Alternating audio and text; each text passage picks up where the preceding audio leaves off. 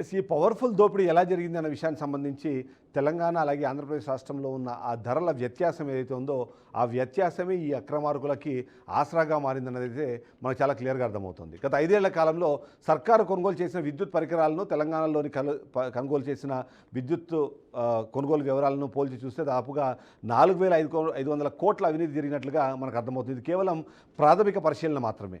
లోతులోకి వెళ్తే ఆ అవినీతి 6,000 కోట్లకు పైగానే ఉంటుందని విద్యుత్ రంగ అంటే ఇంజనీరింగ్ నిపుణులు కానివ్వండి మిగిలిన వాళ్ళు కూడా చెప్తున్న నేపథ్యంలో ముఖ్యంగా చూస్తే విద్యుత్ స్తంభాలు, విద్యుత్ సరఫరా తీగలు, పాలిమర్ పిన్లు, డిస్క్లు, ట్రాన్స్ఫార్మర్లు, ఇతర పరికరాలు, వ్యాక్యూమ్ సర్క్యూట్ బ్రేకర్ల కొనుగోలులో 2 రకాల దోపిడీలు సాగించినట్టుగా మనకు అర్థమవుతోంది.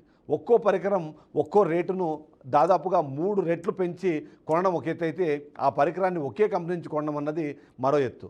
ధరల మాయాజాలము, కొనుగోళ్ల అక్రమాలు రెకార్డుల్లో స్పష్టంగా కనిపిస్తున్నాయి. ఇక ఏ స్థాయిలో ఎవరు ప్రశ్నించే అధికారం లేడు. ఎందుకంటే ధరలు పెట్టి ఎందుకు కొన్నారని నిలదీసేవారు లేకపోవడమే ఇక్కడ వాళ్ళకి అడ్వాంటేజ్గా మారింది. ఇక కొనండి, మన కంపెనీ నుంచి ఎక్కువ ధర పెట్టైనా కొనండి అని పెద్దలు ప్రోత్సహించినట్టుగా కూడా అనుమానాల నేపథ్యంలో ఈ క్రమంలో భారీ ఎత్తున కమిషన్లు అయితే ఖచ్చితంగా దండుకున్నారు.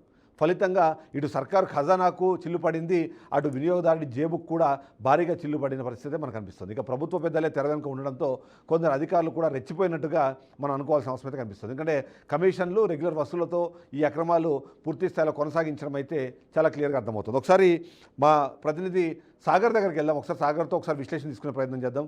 సాగర్, ఏంటి అంటే ఇప్పుడు మొదటి పాయింట్ ఇక్కడ తప్పు జరిగింది అనేది చాలా క్లియర్గా అర్థమవుతుంది. గత 5 ఏళ్ల కాలంలో ఈ తప్పులు జరిగాయన్నది ప్రతి ఒక్కరు మాట్లాడుతూ వచ్చారు. ఇప్పుడు అదే అధికారిని మరొకసారి కంటిన్యూ చేయడము, అవే కంపెనీలకి వివిధ పేర్లు చెప్పి ఆ టెండర్లు అనేది కంటిన్యూ చేయడం ఎలా చూడాలంటారు? అసలు ఏంటి ఆ అధికారి ఎవరు, ఎందుకు, ఏం జరుగుతుందంటారు?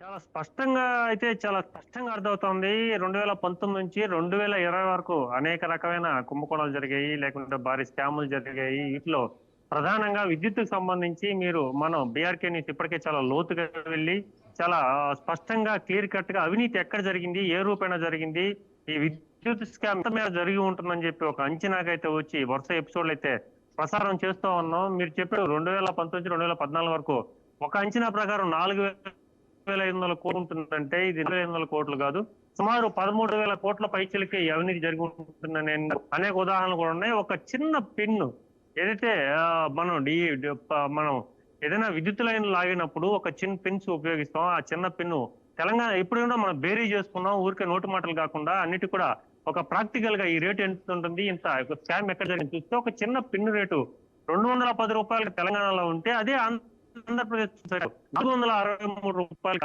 చేరుకోవడం, 460 రూపాయలు పెట్టి కొనడంలోనే ఒక చిన్న పిన్ను రేట్లోనే సుమారుగా 250 రూపాయల తేడా ఉన్నప్పుడు మరి మొత్తం టవర్లు కావచ్చు, బ్రేకర్స్ కావచ్చు, అలాగే అనేక పరికరాలు కావచ్చు, ఒక్కొక్క పరికరం మీరు చెప్పినట్టు తెలంగాణలో ఒక టవర్ కి కొన్ని చోట్లయితే సుమారుగా 4,90,000 రూపాయలు దాన్ని నిర్ణయించారు. అదే ఆంధ్రప్రదేశ్ కు వచ్చినప్పుడు సుమారుగా 7 నుంచి 8-9 లక్షల కోట్ల రూపాయలకి టవర్ ని పెట్టడం అంటే దీంట్లో ఒక్క టవర్ లోనే సుమారుగా 13 నుంచి సుమారుగా 3 లక్షల పైనే ఈ తేడా ఉందంటే ఈ లెక్కన ఎన్ని టవర్లు మొత్తం 4,500 నుంచి 5,000 టవర్ల పైన పనులు జరుగున్నాయి. అలాగే అనేక చోట్ల పునరుద్ధరణ కార్యక్రమాలు జరుగున్నాయి. అలాగే కొత్తగా నూతనంగా నిర్మించారు. అనవసరమైన చోట కూడా విద్యుత్ టవర్లు అంటే అనేక రకాలుగా ఉంటాయి. విద్యుత్ టవర్స్ అనేవి కొన్ని 13 మీటర్లు ఉంటాయి, కొన్ని 15 మీటర్లు ఉంటాయి, అలాగే రకరకాలైన వేరియంట్స్ లో ఉంటాయి. కానీ అవసరం లేని చోట కూడా అనేక విద్యుత్ లైన్లు వేశారు. అలాగే డిస్కమ్ల పేరుతో 2 రకాలు ఇక్కడ ఏపీ ఎస్పీడీఎస్ఎల్ ఏదైతే ఈ పవర్ అనేది మొత్తం మీద ఆంధ్రప్రదేశ్ పవర్ డిస్ట్రిబ్యూషన్ లిమిటెడ్ ఒకటైతే, ఇంకోటి సిఎండి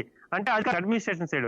సో ఇటు ఏపీ ఎస్పీడీఎస్ఎల్ కావచ్చు, అలాగే సిఎండి కావచ్చు, 2 కూడా మొత్తం మీద ఇక్కడ అవినీతి జరిగినట్టుంది. అనేక మంది అధికారులు కూడా ఇక్కడ రకరకాలుగా ఎంత మేర అవినీతి జరిగిందని చెప్పి ఒక కంపెనీ ముఖ్యంగా మన ఏదైతే ఏపీఎస్ఎల్ కావచ్చు వాళ్ళు ప్రొక్యూట్ చేసుకుంటే నేరుగా ఒక కంపెనీ నుంచే మొత్తం కొనుగోలు ప్రొక్యూట్ చేసుకోవాలి. అలాగే ఇటు సిఎండి ప్రైవేట్ గుత్తేదారులు అయితే షిరిడి సాయి అనే ఒక ఎలక్ట్రికల్ కంపెనీకి సంబంధించి వాళ్ళు దానికి మాత్రమే ప్రొక్యూట్ చేసుకోవాలి.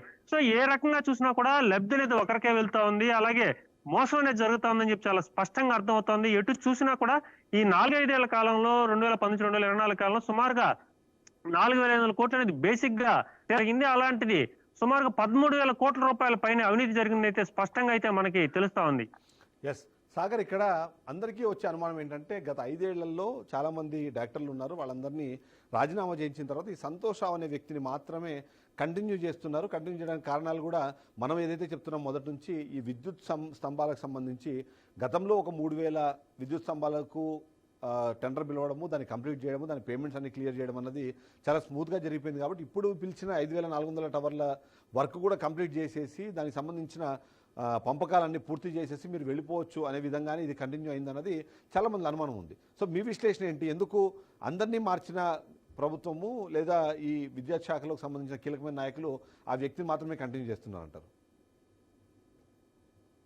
మొత్తం మీద కూటమి ప్రభుత్వం అధికారంలోకి రాగానే మొత్తం మీద డైరెక్టర్లు అందరినీ ఈ డిస్కమ్ కు సంబంధించి మార్చిన పరిస్థితి ఉంది. కేవలం 2 అధికారులు మాత్రమే మార్చలేదు. ఒకరు వచ్చి ఏపీ ఎస్పీడీఎస్ లో డైరెక్టర్ గా ఉన్నారు, అలాగే ఇంకోరు సిఎండి కార్యాలయంలో కూడా డైరెక్టర్ ఉన్నారు. ఒకరు సంతోష్ కాగా మరొకరు కూడా ఉన్నారు. వీళ్ళిద్దరు డైరెక్టర్లు ఎందుకు మార్చలేదంటే వీరిద్దరు కూడా చాలా కీలకంగా వ్యవహరించారు. ఇద్దరికి మొత్తం ఎక్కడెక్కడ ఈ డిస్కమ్ సంబంధించి కావచ్చు, ఈ అవినీతి కావచ్చు, కొనుగోలు కావచ్చు, అన్నింటిలో కూడా చాలా టాప్ టు బాటం అంటే మొత్తం వ్యవహారం అంతా కూడా వీళ్ళకి అనుసరణలో జరిగి ఉంటుంది. వీళ్ళకి వ్యవహారం తెలుసు కాబట్టి అదే వ్యవహారం వీళ్ళు ఎందుకు కొనసాగిస్తున్నారు? ఏదైనా ఉంటే వారి మీద విచారణ చేయొచ్చు, ఎంక్వైరీ చేయొచ్చు, లేదంటే వాళ్ళని క్యాన్సిల్ వాళ్ళ మీద కేసులు నమోదు చేయొచ్చు. ఇన్ని కాకుండా ప్రస్తుతం కూటమి ప్రభుత్వం కూడా వారిని కొనసాగించడంలో ఆంతర్యం ఏంటి అనేది మాత్రం అర్థం కావట్లేదు. ఒక రకంగా చూసుకుంటే గతంలో ఏదైతే అవినీతి జరిగిందో ఆ అవినీతి డబ్బులు జగన్మోహన్ రెడ్డి ప్రభుత్వ హయాంలో, వైసీపీ ప్రభుత్వ హయాంలో ఇంత భారీ అవినీతి జరిగినప్పుడు కూటమి ప్రభుత్వం అధికారంలోకి రాగానే వారి మీద యాక్షన్ తీసుకోవాలి, వారి మీద విచారణ చేయాల్సింది పోయి వారిని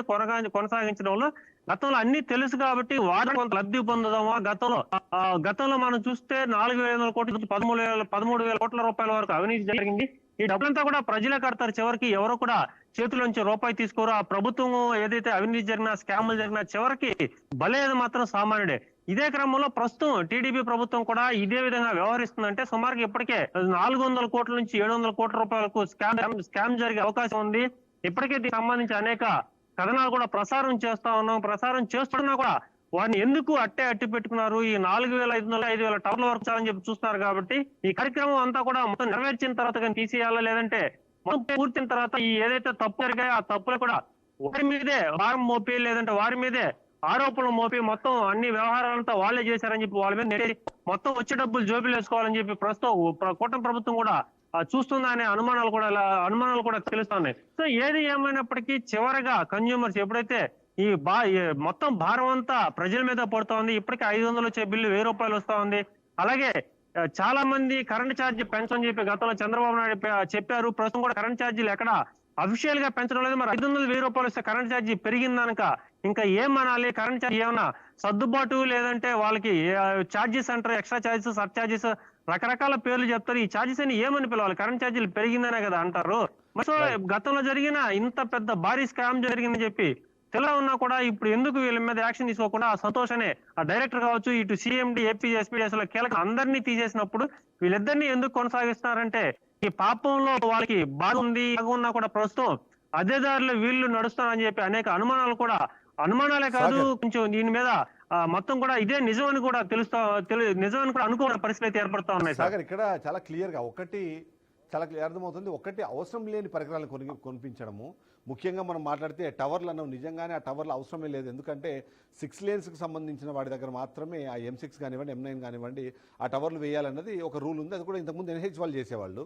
దాన్ని కాస్త ఇప్పుడు అంటే ఒక వ్యవస్థీకృతంగా చేయడం కోసము రాష్ట్ర ప్రభుత్వమే అలాంటి టవర్లు నిర్మించాలి. ఆ నిర్మించే క్రమంలో తెలంగాణ కానివ్వండి, తమిళనాడు కానివ్వండి, కర్ణాటక రాష్ట్రాలతో పోలిస్తే ఎక్కువ రేట్లు. అక్కడ 2.6 లక్షల్లోనే ఒక టవర్ వస్తుంది. ఇక్కడ 5.2 నుంచి 5.93 లక్షల వరకు కూడా దాని రేట్లు పెంచుకునే అవకాశం కల్పించింది. ఇవన్నీ చూస్తుంటే ఒక్క డబ్బు సంపాదన లేకపోతే అవినీతికి ఆస్కారాన్ని క్రియేట్ చేసుకోవడం తప్ప ఇక్కడ ప్రజా సంక్షేమం కానివ్వండి, లేకపోతే ఆ ప్రజలకు మేలు చేయాలన్న ఆలోచన కానివ్వండి ఆ అధికారులకు లేదు అని మనం చెప్పొచ్చు అంటారా?